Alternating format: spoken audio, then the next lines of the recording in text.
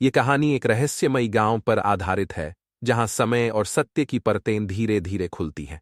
ये कहानी रोमांच, रहस्य और भावनाओं का मिश्रण है। कहानी का नाम वक्त का खेल। एक छोटे से पहाड़ी गांव का दृश्य। गांव में एक अजीब सन्नाटा है, लेकिन गांव का हर घर पुराने समय की याद दिलाता है। घरों के पास खाली सड़कों पर कुछ पुराने लोग बैठे हैं और बच्चे गायब हैं। गांव में कुछ रहस्यमयी हवा बह रही है, जो हर किसी को सोचने पर मजबूर कर रही है कि यहां कुछ तो अजीब हो रहा है। नायक अर्जुन अपने मोटरसाइकिल से गांव में प्रवेश करता है। उसकी आंखों में उत्सुकता और उसके चेहरे पर हल्की चिंता झलक रही है। अर्जुन इस गांव में अपने दादा की बातें सुनकर आया है, जो हमेशा इस गांव के रहस्यों की कहानियां सुनाया करते थे। वह अपने दादा की बातें सच साबित करने के लिए गांव की सच्चाई का पता लगाने आया है। अर्जुन एक पुरानी हवेली के सामने रुकता है, जिसे गांव के लोग वक्त की हवेली कहते हैं। वह हवेली बुरी तरह जर्जर हो चुकी है, लेकिन उसमें से एक अजीब सी चमक निकल रही है। अर्जुन को पता चलता है कि यह हवेली गांव की हर रहस्यमयी घटना का केंद्र है। अर्जुन हिम्मत जुटाकर हवेली का दरवाजा खोलता है। जैसे ही दरवाजा खुलता है, एक पुराना घड़ी का पेंडुलम झूलता हुआ दिखता है और हवेली के भीतर एक समय की बूंदों की गूंज सुनाई देती है।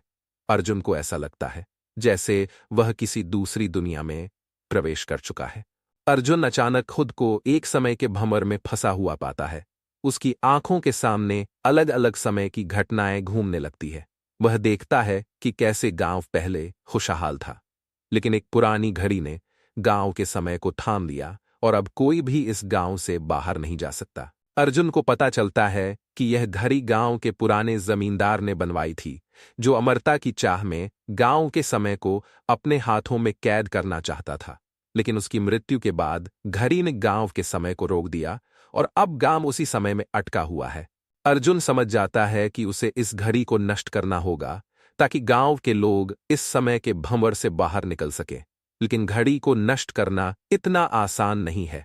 अर्जुन को खुद को बलिदान करने का निर्णय लेना पड़ता है, क्योंकि घड़ी का जादू तभी टूटेगा जब कोई अपनी पूरी आत्मा को उसके भीतर समर्पित कर देगा।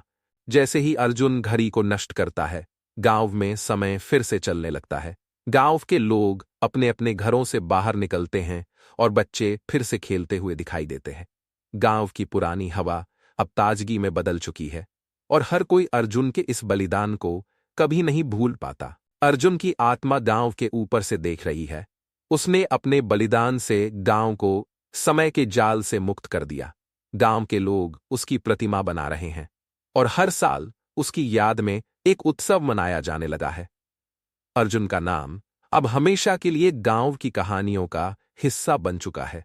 ये कहानी बताती है कि किस तरह समय और सत्य के बीच फंसा हुआ एक इंसान अपने साहस और बलिदान से न सिर्फ खुद को बल्कि पूरे गांव को मुक्त कर सकता है।